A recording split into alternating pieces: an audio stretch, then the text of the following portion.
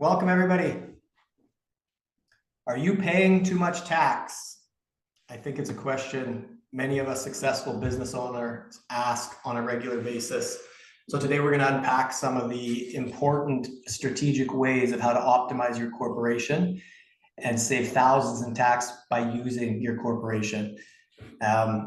We want everybody to ask questions, so please make sure that you post those in the chat as we go along, and we'll make sure we cover as many as possible. Enjoy. We're excited that you're all here and grateful that we had such a great turnout.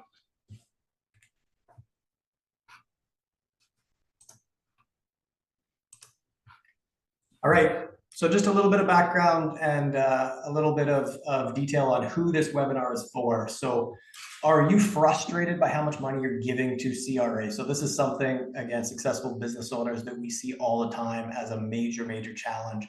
You're growing your wealth, you're making money, you're doing well, but you're not sure if you're in the right structure to optimize your situation and if you're paying too much money to CRA. Are you overwhelmed by the complexity? You know, the tax situation and the corporate structure dynamic in Canada can be very frustrating, can be very challenging. And without a strategic expert and an entrepreneurial expert dealing with that, it oftentimes can be a very challenging situation to understand and unpack. Are you worried about missing out on tax savings and not being in control of your finances? So this is, again, a very common thing that we see. If this is you, if this is your situation, then you're definitely going to get some value out of today. If you're doubtful you're receiving the right advice from your financial professional. So in Canada, we work in a very unique structure. You know, you've got your accountant team, you've got money managers, you've got insurance specialists, and a lot of times these people all call themselves financial planners, but an entrepreneurial advisor and somebody that understands the dynamic of being an entrepreneur and the challenges that entrepreneurs face is an area that we're going to focus on big time today, and something that is incredibly important to really understand how entrepreneurs work, what challenges entrepreneurs face, and how we can utilize your business and your structure and your corporation to make sure you're benefiting in every area as an entrepreneur. Challenges that I faced as a certified financial planner growing up in the financial world were very specific to business building and being an entrepreneur that were very different than just being a financial planner. So it's a unique structure and a unique place where we want to make sure that you understand and that you're supported in the best way possible. And if you're uncertain, if you're building a legacy with your money, you know, large tax bills come at the end of life, and it's something that we want to make sure that we're leaving money for our kids and leaving a legacy and doing something where we're not writing checks to CRA, we're keeping that money for ourselves and for our families. Now,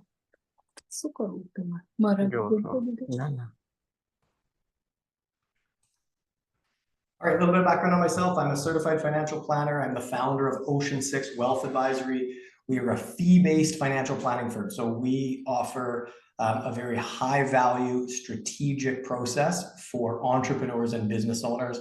Very different than your traditional model of invest your money, we'll charge you a fee, and we'll also maybe give you advice along the way. So we specialize in dealing specifically with business owners and entrepreneurs that face some of those challenges that we just touched on, and making sure that we are strategically planning not just this year, but every year into the future. I have 21 years of experience helping business owners achieve their dream life, which is really what we all want. So one of the common misconceptions is just very simply, how do I maximize my investment returns? Whereas what we're trying to do is we're trying to optimize every area of your entire financial future. So you're not looking ahead into the future and trying to accomplish X, and then looking back over that 5 years and saying, I did really well, I made a lot of money, my business is growing, but I just feel like I should be further ahead. And a lot of times that's because your situation, your structure, your tax bracket, and your overall plan is not optimized to achieve that dream life that you're really trying to accomplish as an entrepreneur, which is what you became an entrepreneur for in the first place. So just a little bit of a statistical approach to what we're doing here. Most individuals are not using a proactive financial planner. especially as an incorporated individual or an entrepreneur. So a lot of times we have our accountants. Our accountants are great. They do, a good job at filing our tax returns and making sure that they take care of the current year's optimization and tax minimization. But it's oftentimes done reactively. So it's how much money did you pull from your corp? How much money did you spend? And not proactively. And how do we optimize things for the next 10, 20, 30, 40 years to make sure you're not just minimizing your tax today, but you're optimizing and staying in that lowest tax bracket and paying the least amount of tax for your entire life. So we want to make sure that we're looking at all facets and all areas of things, not just how to optimize this year. Oftentimes, individuals are pulling out way too much money out of their corporation. So you pay yourself a salary or a dividend based on, just a set number that you planned for, which puts you in a tax bracket that's over 50%, that personal rate.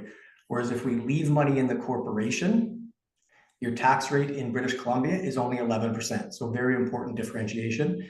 And over 80% of business owners are not working with an entrepreneurial advisor. So they're working with a money manager, they're working with an accountant, but there's no proactive strategic plan of how to optimize every area of your financial future. Okay, so one of the most powerful tools you have access to, and something that we are going to focus on specifically today in this webinar, your corporation. So your corporation is an incredible vehicle. And so often we see people get incorporated or get recommended to get incorporated, or wonder, should they even bother getting incorporated? And once that happens, they're oftentimes not utilizing the corporation in the most effective way. So if you're incorporated, but you're pulling all the money out of your corporation, you might as well not have got incorporated from a tax planning perspective. We want to make sure we're maximizing the benefits and the corporate setup to plan proactively for your entire life. So just a little bit of detail on exactly what that corporation can be used for.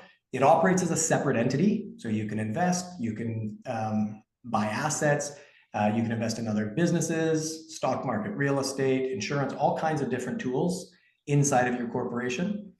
It operates as a separate entity in terms of another individual too, so it's taxed separately as well. You can release liability, so if you want to put assets into a corp and make sure those assets stay safe, you can do that with a corporation. There's significant tax benefits when you sell a corporation. So in your lifetime, you get one lifetime capital gains exemption that allows you $1.25 million tax-free at the sale of your business. And you also have access to the capital dividend account. Capital dividend account is something we're going to focus on as the main piece today. And the capital dividend account is one of the most valuable tools inside your corporation that you can utilize. Okay, so let's talk a little bit about that capital dividend account. It's one of the best kept secrets of a corporation. And the capital dividend account is a notional account. So this is something that's very, very important as we go through this. You won't see it. So you need to have an accountant that understands the capital dividend account. And I say that because I've had many conversations with accountants that are not familiar with the capital dividend account and have never utilized it. So the capital dividend account is notional. So in order to have a balance in the capital dividend account, you have to file an election. So very, very important. So you may not even realize that you have some capital dividend account credits, which allow you to pull money out of your corporation completely tax-free. So it's an important piece to look at, and maybe ask your accountant if you have held assets or you've sold assets in the past, you may have some credits that you can pull out today. So just to give you the two main pieces that we will use for the capital dividend account, number one is capital gains producing vehicles. So if you invest in real estate, the stock market, ETFs, mutual funds, any of these vehicles will produce capital gains. So a capital gain is something where you buy an asset at a certain level and then you sell it at a higher price. And there's an inclusion rate within that capital gain. So that inclusion rate inside your corp is now 33%. You can pull that out completely tax-free. So very, very valuable. So if you have $100, it grows to 200. $33 comes out tax-free. Secondly, and we'll touch more on that as we go along here. Secondly, corporate-owned life insurance. If you own life insurance inside your corporation, the death benefit of that life insurance produces a capital dividend account credit that allows you to pull it out of your corporation completely tax-free. So very, very important. Make sure that you own your insurance inside your corporation, which is another piece that we're going to touch on here as we go along. I see some questions in the chat box. Thank you all for the questions. These are great. I will make sure that I get to them as we go along. So keep posting them in there and we will get back to them for sure. All right, so let's dive into the 3 top tools to minimize tax in your corp. So number 1, leave money in your corporation to invest. This is fundamental and the most important piece that you navigate as we go through today. So let's just use an example of $100,000. If you have $100,000 and you pull that money out of your corporation, you're going to be left with 50 grand. This is assuming that you're a successful business owner and you're in a higher tax bracket. So you got to take money out of your corp to live. Very, very important. So you want to take money out day to day, the things you need, food, lifestyle, vacations, all those important things, but you don't want to take extra out. And so the most important thing here is that you're clear on exactly how much money you need, so then you know how much money you can take out. What we want to do is we want to leave that money in the corp, because in the corp, again, we're using British Columbia tax rates for Canadian controlled private corporations. If you leave that money in the corp, you're only taxed at 11% on the first $500,000. So now we have $89,000 to invest. So if we invest $89,000 and we earn 10%, we're going to earn $8,900. If we invest $50,000, we're going to earn $5,000. So by leaving the money in the corp and just investing that money inside your corporation, you're starting at a much higher starting point and you're going to end up with a much higher return.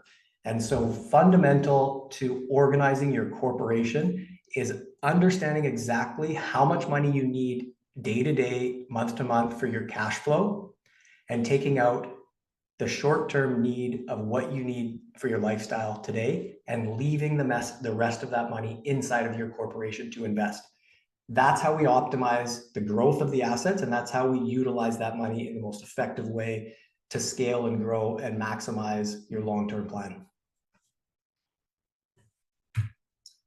Okay, number 2, we're going to invest that money in the corp in corporate class mutual funds. So I know a lot of people don't love mutual funds, but this is a valuable tool to utilize inside your corporation. Just to touch a little bit on how corporate class works. You have a traditional investment portfolio in stocks and bonds and interest-bearing vehicles like JCs or T-bills or anything like that.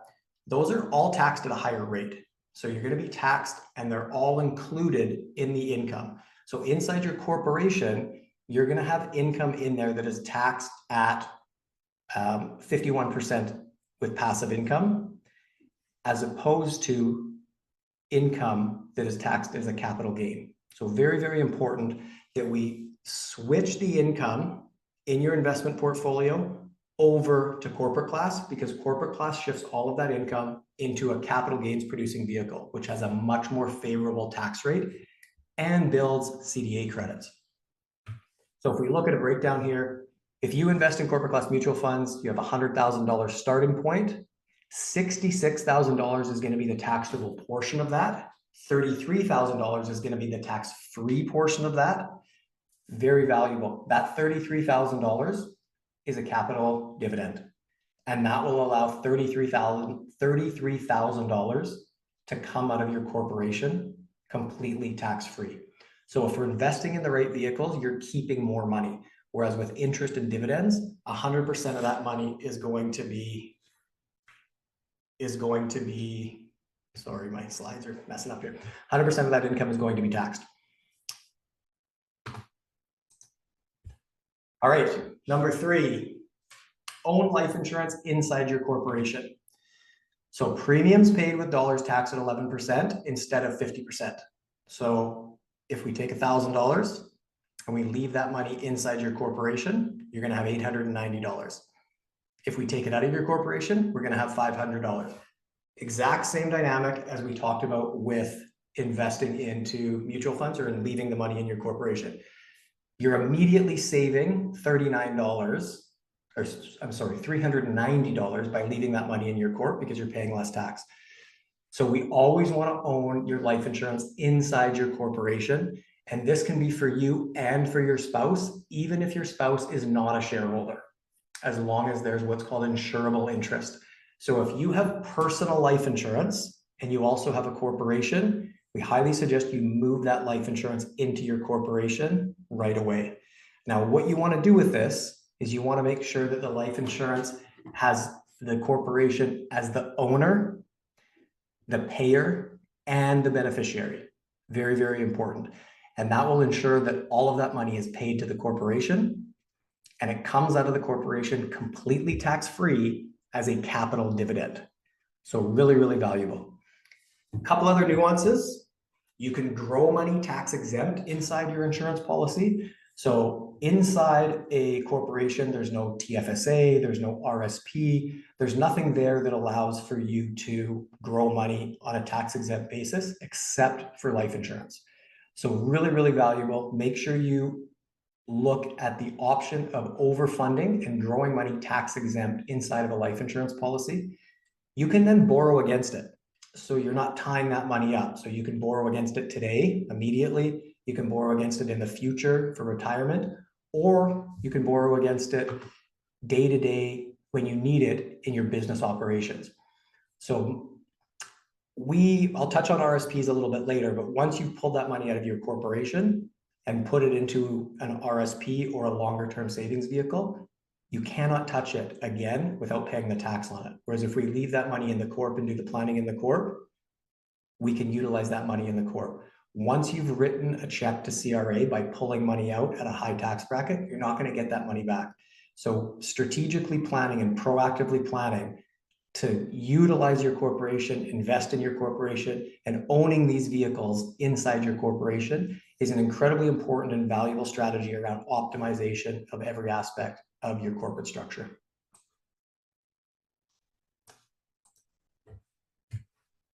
All right, quick example here.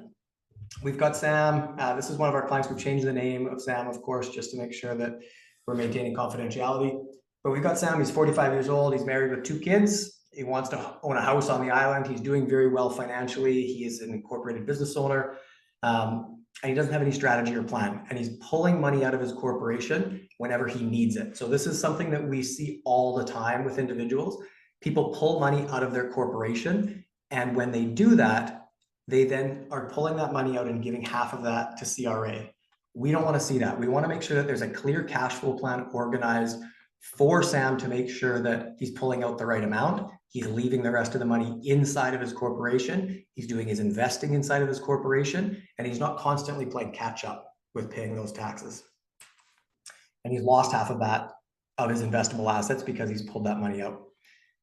He didn't know how to invest inside of his corporation, so he actually had a significant surplus of money built up in his corp. So he had money and it was just sitting there. And when money's sitting there, the banks are winning. That's why the banks are utilizing and have profits in the billions of dollars, because they're taking money that's sitting in our checking and savings, and they're earning and lending that money at an 8 to 9 times multiple. So we want to make sure that we're optimizing our financial situation and we're using that money to invest, and that we're taking advantage of it. And you can do that in your corp without taking the money out and paying too much tax on it.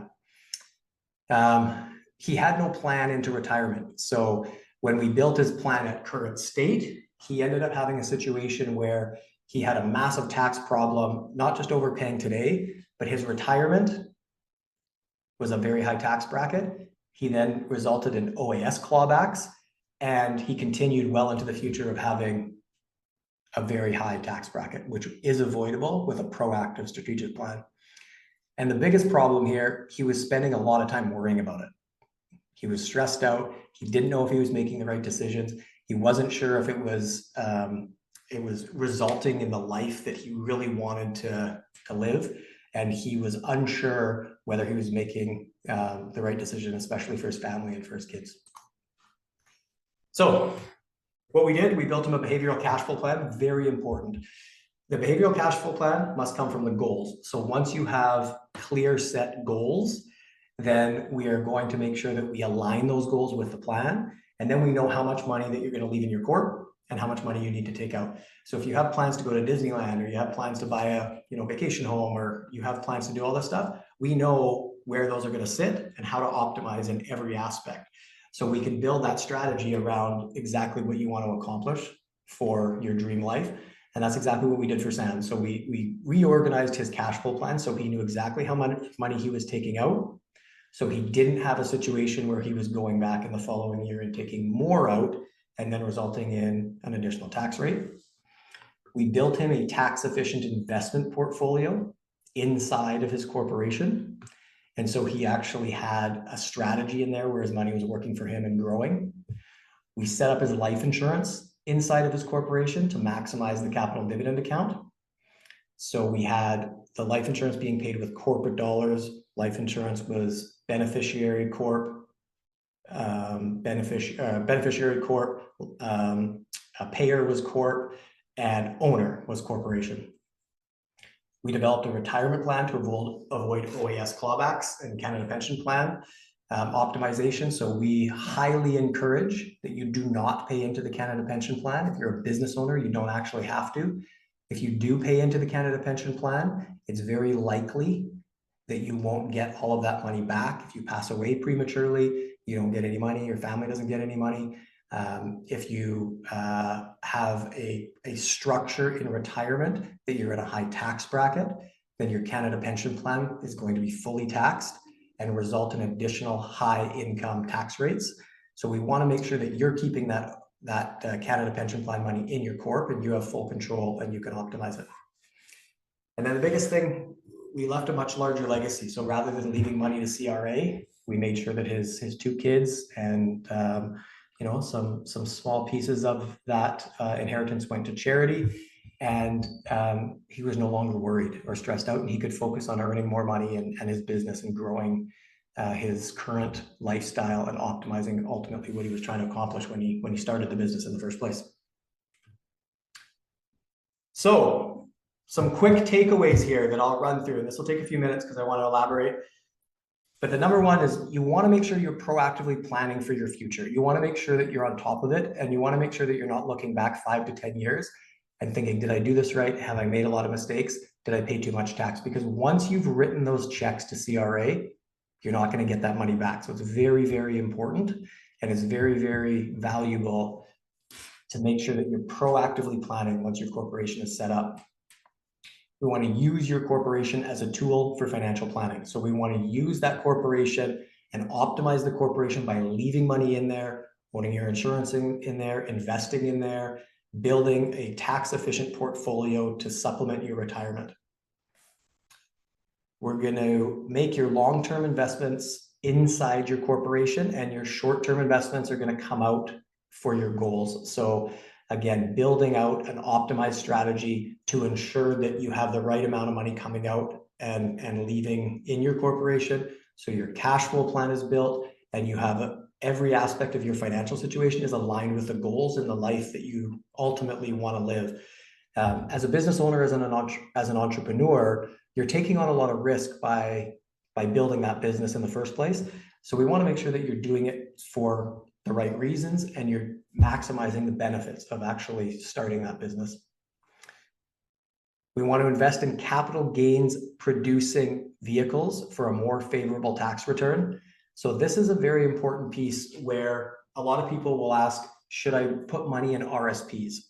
So as a business owner, we highly suggest you do not use RSPs. And there might be some questions on this, so I'm happy to unpack it further. But once you've put money in RSPs, first of all, you lose the capital gain of that income. So you've lost your CDA credit and you've lost the capital gain, which is a lower tax rate, because all income in an RSP is going to be fully taxed as income. So we have yet to find an individual that we work with that is successful, growing, and driven, that their ultimate goal is to make no money in retirement or have no income and drop their lifestyle significantly. So the idea behind an RSP is you put the money in a high tax bracket, you pull the money out in a low tax bracket, but ultimately you're very, very unlikely that you're going to be in a low tax bracket.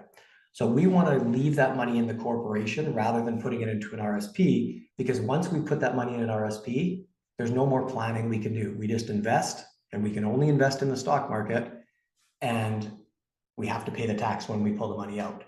The only thing we can do is try and take it out at a lower tax rate. Whereas if we leave the money in the corp, we can invest in other businesses, we can invest in the stock market, we can invest in real estate, we can invest in other tools and unique pieces inside the corporation, and we have full control over the money, and we haven't written a check to CRA. Finally, you want to set up your life insurance to be owned by your corporation. We talked about this one in detail, but utilizing your corporate structure to own your insurance is an incredibly valuable piece. You want the corporation to be the owner, payer, and beneficiary. So very important that it's set up properly. You absolutely want to make sure you're working with an entrepreneurial advisor that understands the corporation and the corporate structure, and that it's set up effectively and properly. So it's very, very valuable to be working with the right team to do that. So a little background on us. As I mentioned, we're fee-based financial planners. We have a team-based approach, so we have multi-specialists on the team that work in different areas to make sure that every aspect of your finances is optimized. We're value-centric, so we will not work with you unless we know that we're going to provide more value than cost in every aspect. It's done for you. You do not have to do anything. You do not have to do the work. You do not have to stress, worry, have any uncertainty around whether you're doing the right thing, making the right decisions. We are holistic planners. So holistic, not in the sense that we do multiple layers, but holistic in the sense that we integrate with every aspect of your business, your family, your goals, every dynamic of how an entrepreneur operates, because we understand it. And as I mentioned before, as an entrepreneur myself, developing my business as a certified financial planner, much of the stuff was not taught to me. And a huge amount of being an entrepreneur is making those mistakes and understanding. My corporation was not set up properly until probably 5 years ago. It was wrong 3 times. And I had to learn that. And there was a lot of mistakes made along the way. We want to avoid that for you, because I've made those mistakes. And we're a lifelong partner. Life is not fluid. Life is not static. We want to make sure that we adjust along the way. We want to make sure you're pointed in the right direction and have the flexibility and agility to make sure that you can adjust and make the changes in your plan with your family and your financial future that you actually want to accomplish. We have 40 years of experience. We have 100% client satisfaction rate. And the reason being is because we will not take clients on unless we know with 100% certainty that we are going to provide more value than cost. And we make sure that we get that upfront. So the journey with us, your plan is going to evolve and change. We get aligned. We make sure that we're clear on exactly what you're trying to accomplish. We strategize together and make sure that you, your spouse, your family, everything is integrated together, and that we're pointed in the right direction. We then support you in implementing every aspect of your plan with your accounting team, with your lawyers, with your corporate structure, with your retirement strategy and your tax strategy. We then will continue to coach you along the way to make sure that every aspect of it continues to evolve and adjust as your life changes. And then we're going to review every quarter and update and make sure that that we're all accomplishing and aligned with the things that you ultimately set out to accomplish in the first place. And then finally, our client hub here is one-stop shop for all of your finances. So it's going to give insights into your investments and insurance. It's got many, many videos, hundreds of videos, in fact, of proprietary tools and resources to guide you. Happy to push you to watch those things, but many people don't want to. They just want us to do it for them, which is what we're here for. So making sure that we're there to support you and guide you and answer the questions along the way, so you don't actually have to do that. Many people just want to do it out of curiosity and to make sure that they understand in more and more detail. And this, you can interact with us. You have your net worth, you have links to your investment portfolios, your financial plan, every aspect of your finances in one place to simplify and organize your entire financial landscape. And these will be updated in real time and reviewed every quarter with you. So if you want to work with us, and you see the value and align with an entrepreneurial advisor, Winnie's going to throw this in the chat. Please feel free to book a call, complimentary 30-minute call to review and analyze together if it's a good fit and if we can provide more value than cost to you and your family to reach all of your financial goals.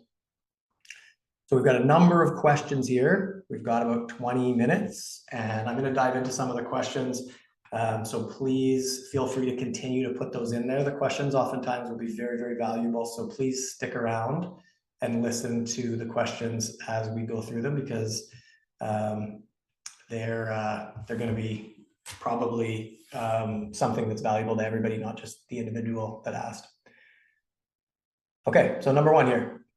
Michelle, as a business owner, should I pay me through payroll or dividends? Which one is more tax efficient? I highly suggest you pay dividends. Michelle, this is a very good question. The benefit of paying dividends is you do not have to pay into the Canada Pension Plan, and you maintain control of that roughly $8,600 a year, and you can leave that in your corporation. So I highly suggest you pay dividends and not pay yourself a salary. JR, I recently moved to salary after using dividends, reason being open up RSP room each year and using that as an investment vehicle outside of the corp. Might not be best for everyone, but that was my motivation. JR, that's great. Thank you for noting that. The reason why we aren't worried about the RSP room is because we want to leave the money in the corp and do our investing inside the corp. So this is a common strategy recommended by accountants, and it's a lot of times reactive. So you've paid yourself too much, and now we want to put money into an RSP to lower your tax bill. Whereas if we're proactively planning, we know exactly how much money you're going to need. So then what happens is we don't have to put money into RSPs that year, and we do your planning inside your corporation. If you put money in RSPs, you've written a check to that RSP account, which eliminates any ability for future planning. And all of the income that you pull out of your RSP is going to be taxed, and not taxed as a capital gain, but taxed at your marginal rate that you're in. And it's unlikely that you're ever going to be in a much lower marginal rate than you are today. Maybe a little bit, but if you put it in at 54, which is the highest marginal rate here in British Columbia, you're not going to be pulling it out at 25 or 30. So we want to proactively plan and optimize in every aspect of what your strategy is, not just put money in RSPs and then we'll worry about it later, because it does cause problems once you have large amounts in your RSP. The largest RSP I've seen is $6 million. And that client was 62 years old. He had a home run in a penny stock, and it was inside of his RSP. And he was pulling out $400,000 a year out of his corporation. So what we did retroactively is we immediately stopped pulling money out of his corporation, and we started pulling money out of the RSP at 62. And so it didn't solve the problem, but we couldn't do anything with the RSP. There was no planning that we could do there because that money is all taxable money now. But inside the corporation, all the money he was pulling out, we can plan with that in the corp, and we can actually get that money out in a more tax efficient way and actually completely tax free. So by reorganizing that structure, we were able to save him, I think it was about 3.5 million in taxes over the next 20 years by stop paying him that dividend and start drawing from RSP. So we aren't completely anti-RSP, but if you're a business owner, you're much better off leaving the money in the corp and doing that planning inside your corporation.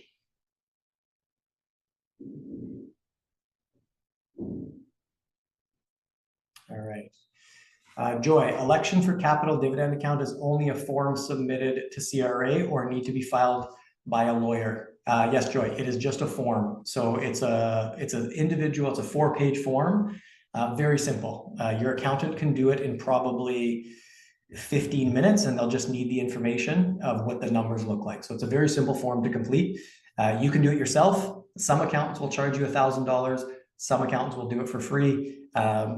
Absolutely should not be $1,000 cost. So if your accountant is charging you $1,000, I would question that. But yes, it is a simple election. And you must have CDA credits to elect for. And CDA credits come from when you have capital gains inside your corporation. Connor, I have an operating company and a holding company. Should I move money to Holdco to invest or invest personally? Connor, awesome question. Definitely move that money up to Holdco. Now, we didn't get into this today. There's a lot of stuff we didn't get into because we wanted to keep it as simple as possible. And we will do more of these webinars to dive into some of these questions. So the questions here that you guys have will create more topics for us to talk on. But you want your operating company to have no extra cash in it, because that has a liability if that operating company ever has any legal issues. So you want to push that money up to Holdco, and you want to do your investing in Holdco. Now, really, really important, without getting too technical, if you are going to sell your business, you don't want your Holdco to own it, because then you will not get the lifetime capital gains exemption. You want to have a trust in between. So that's something, reach out to us and we can dive into that topic a little bit further. But absolutely do your investing in Holdco, not an OpCo. And if you're not sure how to set that up, reach out to us. We will, it's a major focus. We will optimize that setup to make sure that you're ticking all boxes, because a lot of times we find that it's not done properly. There's one corp, or there's OpCo and Holdco, and they're going to sell, but when they sell, they're not going to maximize the benefit because they don't have lifetime capital gains exemption. So there's a lot to unpack there. But yes, invest inside Holdco, absolutely.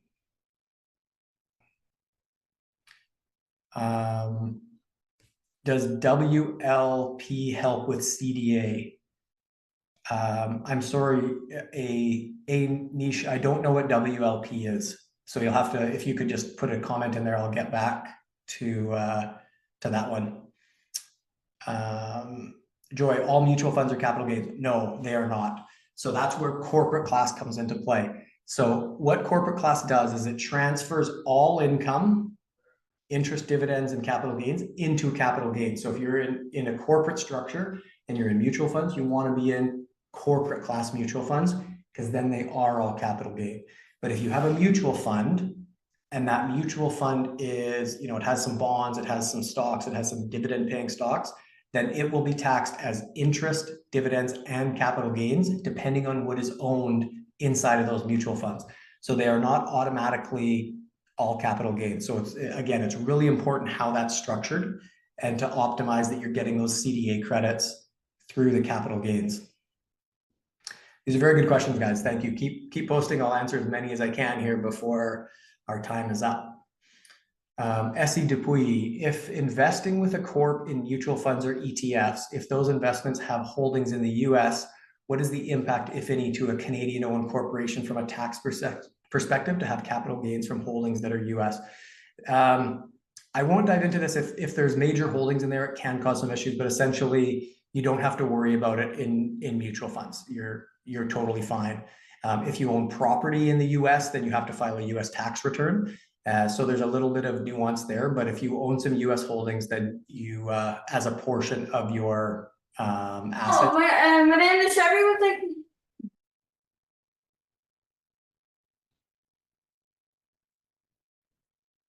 All right, JR, do you realize capital gains over Well, figures. X amount? Because she's like, you have money off, because what do we do when?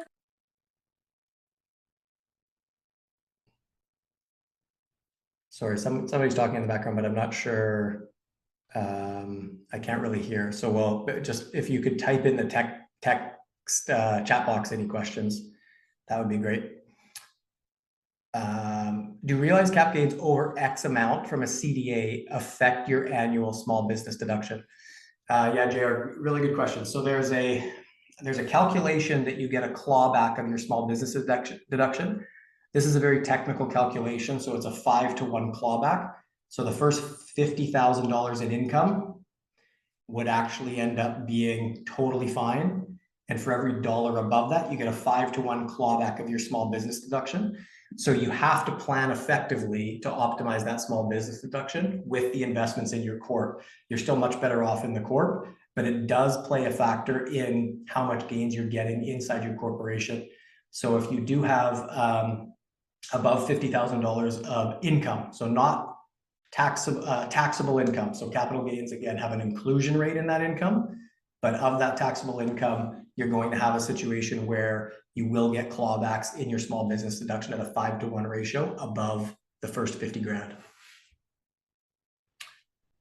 Mobeen, regarding corporate-owned insurance, what happens when you sell your business? The beneficiary needs to change.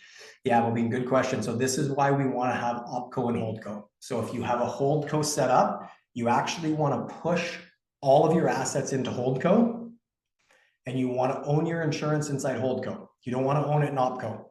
And if you own it in OpCo, it's not a big deal if you're never going to sell your business, because you can maintain that asset. But if you're going to sell your business, you do not want your insurance being owned inside OpCo. You want to push it over to HoldCo. So it's a very important planning strategy. And again, this goes with proactively planning your corporate setup.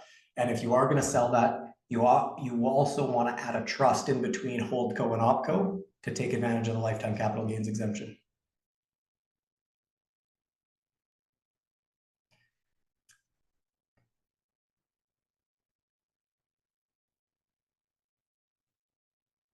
How do you build your CDA, Mark? Yeah, to build your CDA, you want to have capital gains producing vehicles. So stock, real estate, anything that produces a capital gain is related to a capital dividend account credit.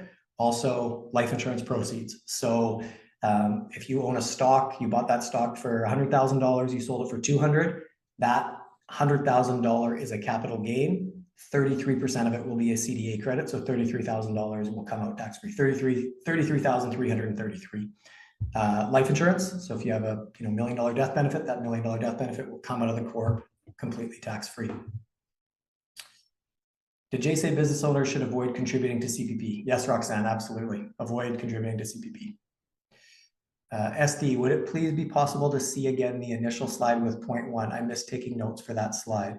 SD, yes, actually, Winnie can post that for you in the chat, so you can have a look at it again. SD, how does moving overseas for retirement impact this great strategy? That's a big one. So it depends if you're cutting ties with Canada.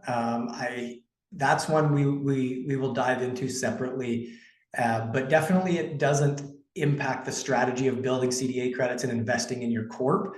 But if you're disposing of your corp fully and cutting ties to Canada at some point, it can cause some problems. So definitely has to be addressed. And that's, again, proactively planning with how we're going to do this. And this is the goal. We want to make sure it's set up properly from the get-go, rather than doing all this planning and then say, okay, well, now we're going to close the corp.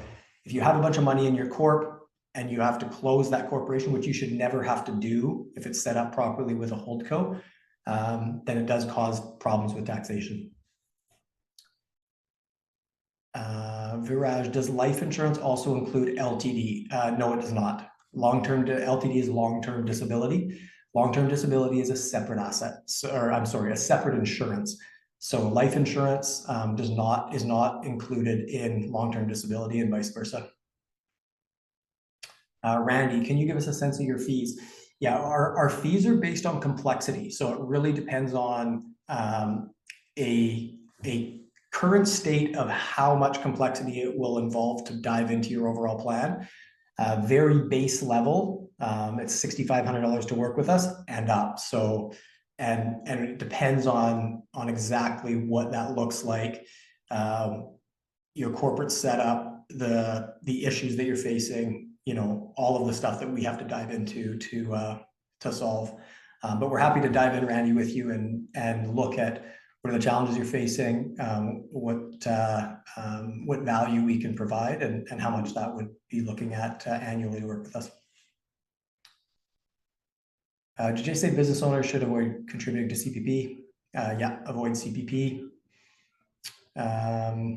Leah, hi Leah. Yes, if you pass away early, you do not get this money. The government does instead. You can use the amount you would pay to CPP, approximately $6,000 per year, and invest it in your corp instead. Take control of that money and grow it. Leah, you're hired. I'll just note that is actually about 8,500, 8,400 now CPP. So, but yes, absolutely, do not pay into CPP if you don't have to. Joy, exactly. CPP is expensive, which is my main driver for not taking salary versus dividends. Yeah, it sounds like a lot of you are on board with taking salary or taking dividends instead of salary. It's a very important nuance for business owners. And the biggest argument from accountants that oftentimes don't understand the proactive planning of this stuff is that you want to build RSP room. You don't need RSP room if you have a corporation.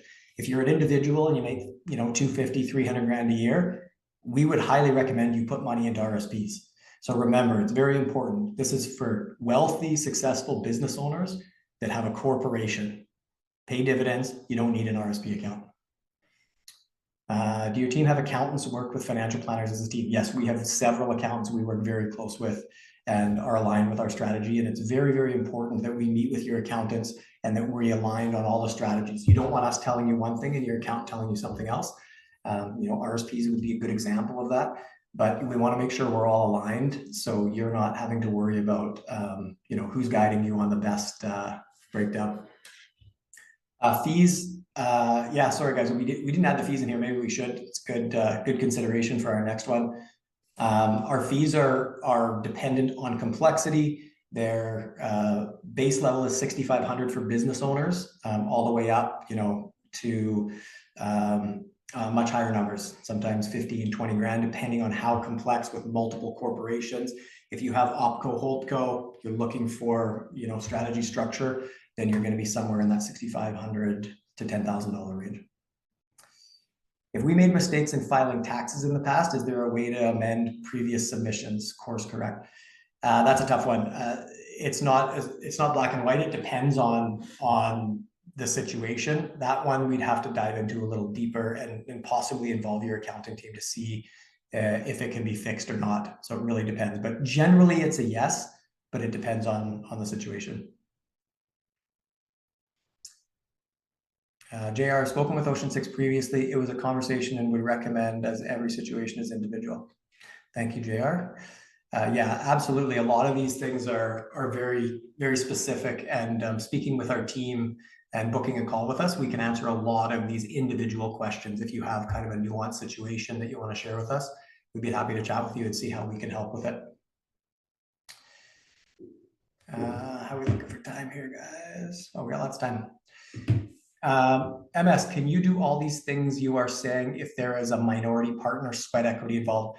Yes, MS, very, very valuable to set up your holdco. So that's where if you have an opco and you have a minority partner, you then have dividends that are flowing up to, let's just pretend for this situation that you don't have a minority partner, but you have a 50-50 partnership.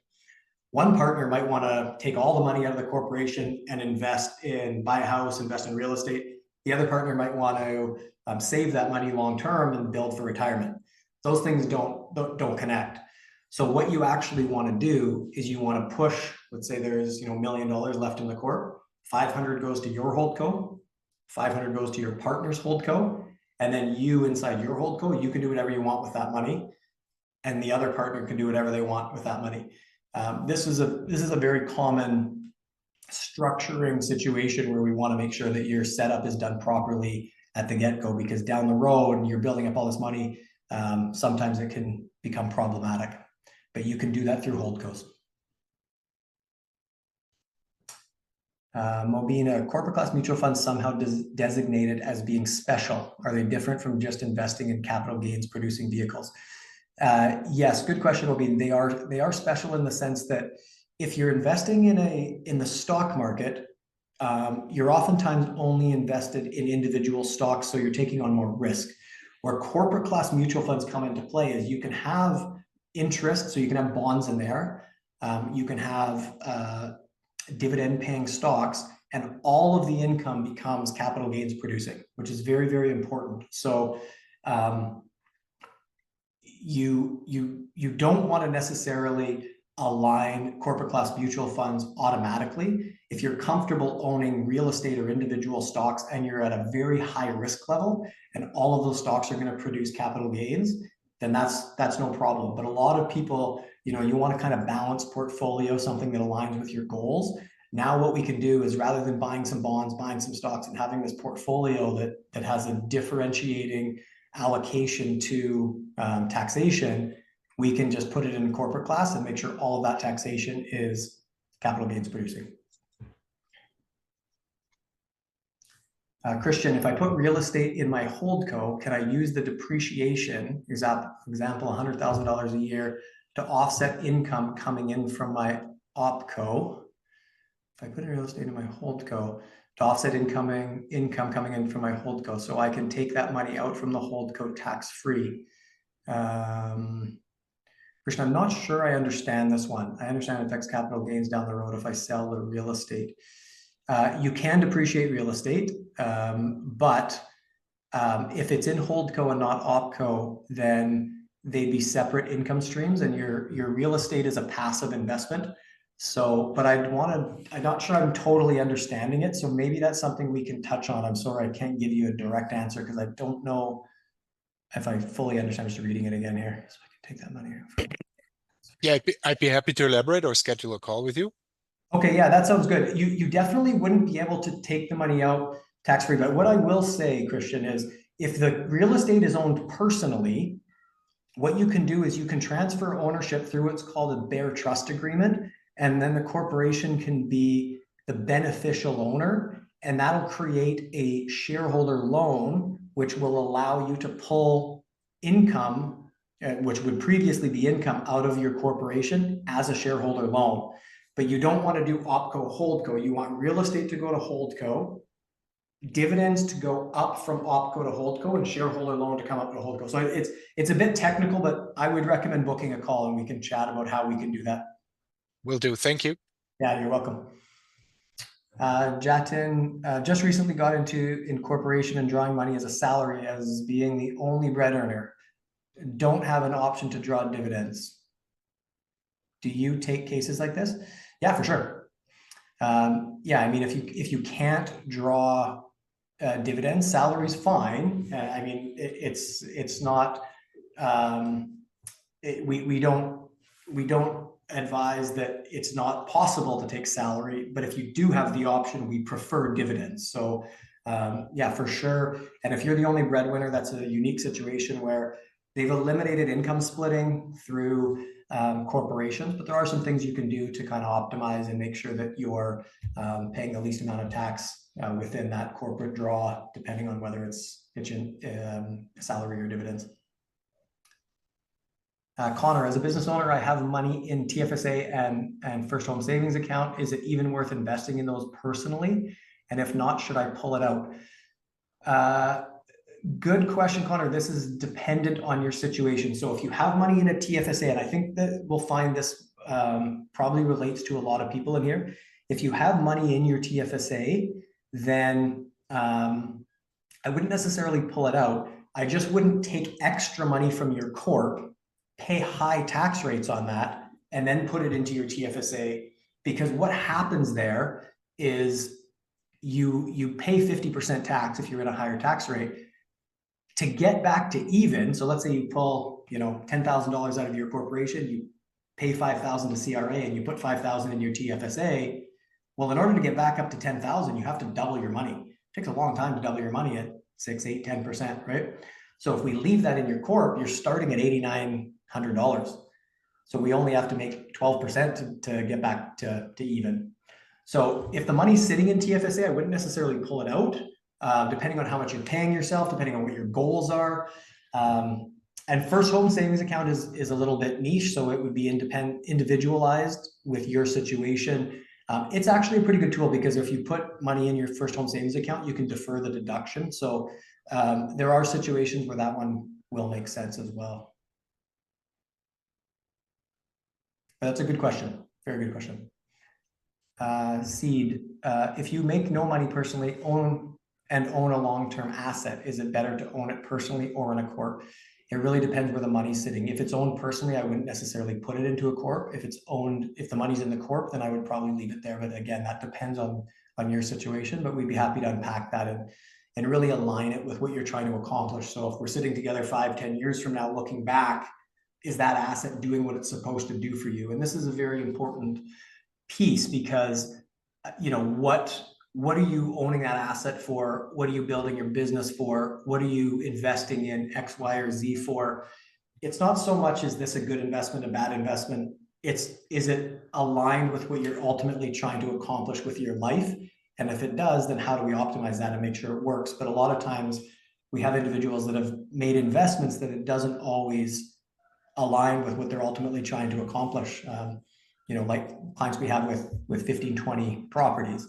Well, those clients that have 15, 20 properties, a lot of times those clients, their kids don't want to be landlords. They want the money that's not liquid in those properties to enjoy today. So there's not necessarily a situation where those properties make sense. They're not aligned with the goals. They might have been 10, 15 years ago to build wealth, which is a great tool. We like real estate, but they might not be aligned with the goals anymore today. We've got 2 minutes left, guys. Feel free to drop off. I'm happy to stay on for 10 or 15 minutes as I still see some questions rolling in. So I'll just keep running through these for another 10 or 15. So if you want to stay on, please feel free. For any of you that are going to log off, I just want to say thank you so much for joining us. I hope you got some value. We will be doing more and more webinars to just provide as much value for our clients and for our followers. So we really appreciate you being there. Thank you for the great questions. And thank you for trusting us with your advice. And we hope to book some great calls with you and learn more about you and see how we can help. So thank you again. I'll stay on for 10, 15 here. And if you're logging off, thank you. Any other 20-year-olds in here? I can't answer that one, Connor, but if you're on here at 20, that's great. I love to see younger individuals, looking to learn about this stuff now. I started in this world at age 21. So it's definitely something where a lot of people in our industry have a lot of gray hair and a lot of old school mentality. And, there's a gap there with every industry, I think, with, the younger guard and the younger generation being incorporated and providing value. There's so much stuff there that's missed. So glad to see some younger people on here. Aaron, had a corp since my early 20s, started realigning stuff in my early 30s that I wish I had done in my early 20s. Dividends, no salary, not contributing to NRSP, life insurance through the corp. Yeah, absolutely, Aaron. You're in a good spot, my friend. Okay, thanks, Nish. Whole life policy. Does whole life policy help with CDA? Yes, it does. So if you have a whole life policy, you want it to be owned in your corp, beneficiary corp, paid for by the corp, and you want to be able to utilize those CDA credits at death and also use the cash value when you're alive. So that's the beauty of whole life insurance. You're putting money into this structure that's going to grow completely tax-free, and it's going to give you access to that capital in your business today, in the future for retirement, or left to the next generation, totally tax-free. It's a very valuable tool for business owners. And it's not something where you're looking at it as just a life insurance policy. It's a very valuable asset and a very valuable tax strategy. And yes, it absolutely helps with CDA. Staying on the life insurance for here, Joy, what type of life insurance are you referring to? I'm getting a sense it is whole life and an investment portion, so we can use the investment portion to go to our CDA, or will any life insurance policy term also be beneficial? Yeah, good question, Joy. So whole life insurance, there's a cash value component that grows tax exempt, not CDA. It's actually completely tax-free, so there's not a CDA needed for that. The death benefit of term, universal life, or whole life, all the death benefits create CDA credits and come out of the corporation tax-free. So very, very valuable to make sure that it's set up through the corp. For CDA credits, it does not matter if it's whole life or if it's term or universal life. Aaron, thank you. Yes, Aaron is a client, great client. MC, I'm a young professional just finishing up school and will be starting my career. Currently, I'm in a lot of debt. How soon should I consider connecting with a financial planner? I would always connect, a conversation. We'd be happy to chat with you. If you're not a good fit for us, we're always happy to chat with one of our advisors and give you some advice for the future and then connect with you down the road.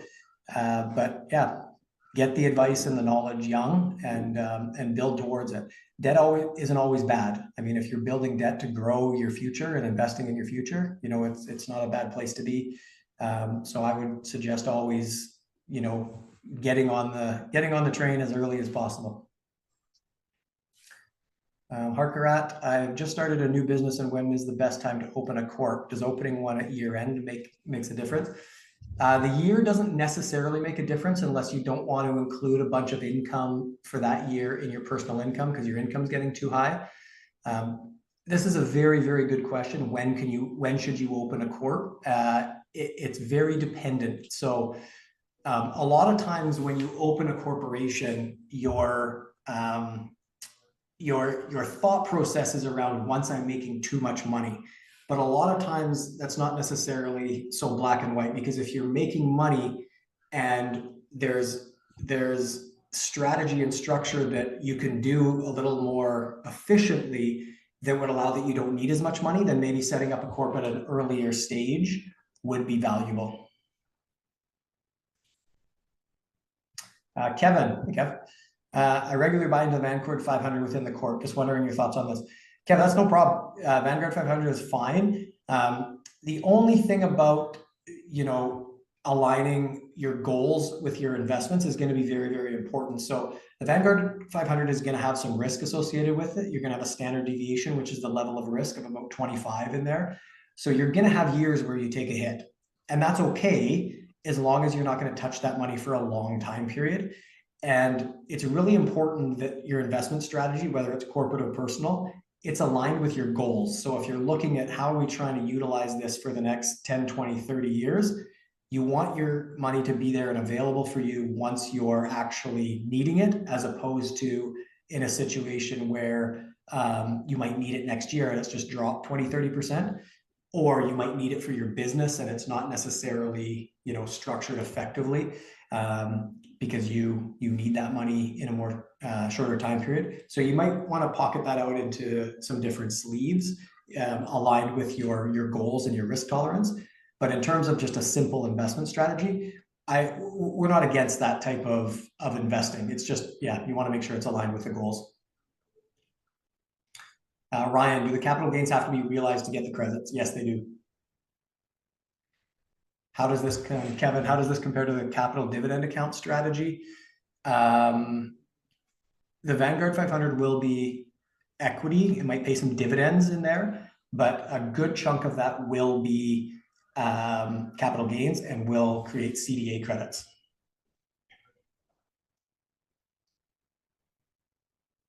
Tax rate on the remaining 66% after using the CDA.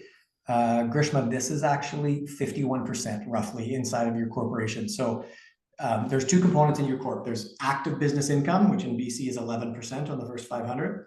And then there's passive. Passive ends up being about 51%. So it's really, really important that it's set up properly, that you create those CDA credits for that remaining, or for that capital gain structure, because 66% is going to be included in taxes and 33 is going to come out tax-free. Michael, most of my business currently is in BC from tax perspective. Would it be better to incorporate our opening holdco in other jurisdictions with lower tax rates, like Alberta or Bahamas? Bahamas, I have to say, I'm not an expert on the integration of external corporations outside of BC.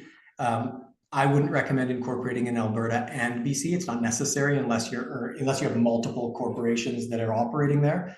Alberta, from a corporate perspective, it's insignificant in terms of the difference in the tax rate for a corporation. So I wouldn't worry too much about that. But yeah, we have some tax partners that you can talk to about, setting up corporate structure and utilizing some of those offshore investment strategies in the Bahamas and other tax havens. Peter, when you borrow from your life insurance that's owned by your holdco, what is the process to pay back the loan and what interest rate?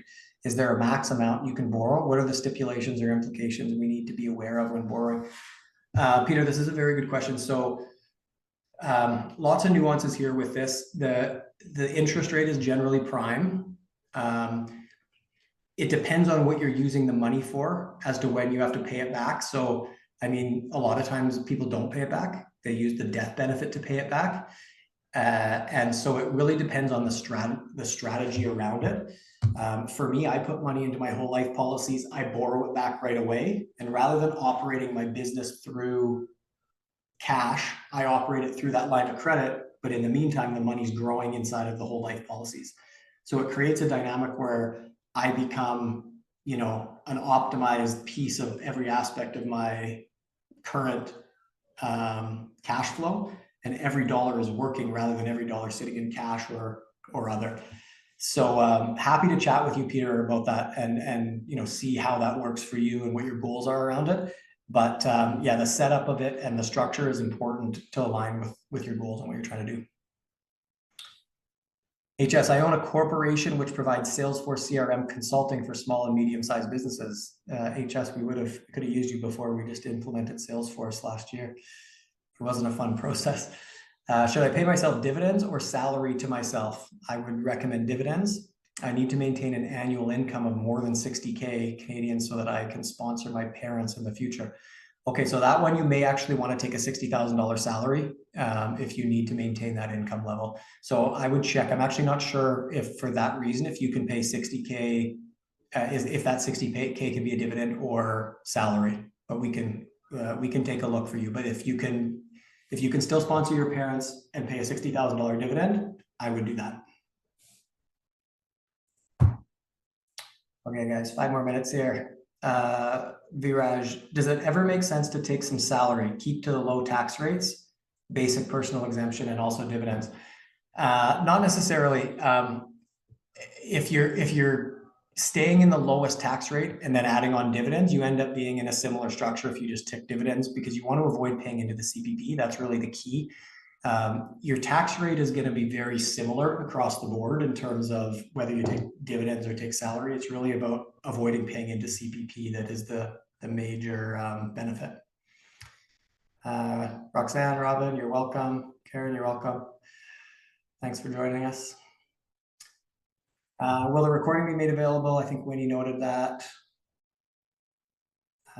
Kevin, I've worked with Jay and leaned. Good experience. Thanks, Kevin. Appreciate it. Thanks, Aaron. How do I move my term insurance to my corp? All right, very good question. You want to do this with an entrepreneurial advisor and somebody that understands this. The term insurance transfer to your corp is very simply a transfer of ownership form, but you also want to transfer the payer and the beneficiary. So the corporation needs to be all three: owner, payer, beneficiary. But work with an advisor that understands it, because I've seen them set up incorrectly many, many times. Bob, can you actively day trade for my holdco? Yes, you can, Bob. No issues at all. Problem with the only negative to day trading is you're realizing a lot of tax, immediately, which is fine. But yes, you can absolutely trade inside your holdco. Now, I will note that will be taxed at 50% because it's passive income, as opposed to your active business income. Umang, I already have an operating company. Can I now open a holdco and trust? Yes, you can. If you have an operating company, you can reorganize that and structure it to utilize the benefits of holdco and trust. Gene, what is the impact on ability to borrow if I do not collect a steady salary? Yeah, Gene, good question. So it really depends. Oh, it looks like Aaron. Why don't we read Aaron's? Aaron's a mortgage broker, so he'll know this stuff. Mortgage broker here. Lenders will look at dividends, similar as T4ing yourself from the corporation. Typically, always exceptions. Lenders will look for a 2-year average from your corp, whether T4 is salary or T5 is dividend, so no significant impact. And my understanding of this from an approval rating, and I know this has changed in the mortgage world many times throughout the years, but there are banks that will look at your corporate income. And so if let's say your corporation made 500, you paid yourself 200, they will take that 300 into consideration. I don't know exactly what that consideration is, and if it's all included, a portion, a sleeve, but it is something that is considered by certain institutions from my understanding. Good question. Should crypto be bought through holdco? Good question. So there's lots of crypto ETFs. It really depends. Crypto ETF, crypto mutual funds, those you can buy through holdco. You can buy physical crypto through holdco. No issues on that front. If you're buying it in a cold storage, then I would probably say you're better off to do it personally. But it depends on your goal with crypto. What are you buying it for? So again, everything really comes back to, you know, what is the goal? What are you trying to accomplish? You know, what is the situation that aligns with the purchase? HS Salesforce Consulting, should I pay myself dividends or salary? Okay, we already covered that one. HS, you're welcome. Yes, I will ping you any easier. Our operations director is on his honeymoon here, so when he gets back, I'll reach out with any CRM problems. I don't understand most of it. I focus on the financial planning side. Viraj, you're very welcome. Joy, so 100% of death benefit received from any life insurance, term, whole life, will be CDA credits, but if I'm the sole shareholder, will the death benefit still go to the estate and be subject to probate? Yeah, Joy, good question. It will. So this does not, it will not bypass probate once that is in the court. So you will pay probate fee on it. And you will want to dispose of the corp, so it needs to be set up properly. You also, if you have partners, you need a shareholder agreement. But if you have a holdco, then that holdco likely will be your own personal holdco without shareholders, so you can flow money up there.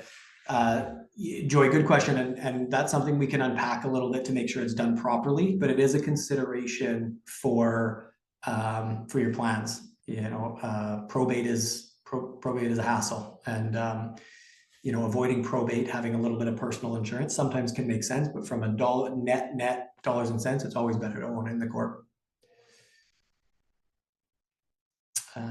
Connor, you're very welcome. RJ, yes, most banks tend to take approximately 60% net income after taxes for mortgages. Good. And yes, just ping any issues. Bob, yes, we will definitely do it more often. Okay, we did it. We made it through all the questions. 12:15. We like to leave a lot of time for questions, which you know, we left about 25 minutes, but maybe next time we'll leave even more. Thank you all for joining. Appreciate you guys supporting us. Please continue to follow us, book a call with us. We're happy to connect and see how we can help. Appreciate all the thank yous, and hopefully we'll see you again. We'll probably do another one in November, and look at some feedback from you with some of the questions on how to build some more valuable content.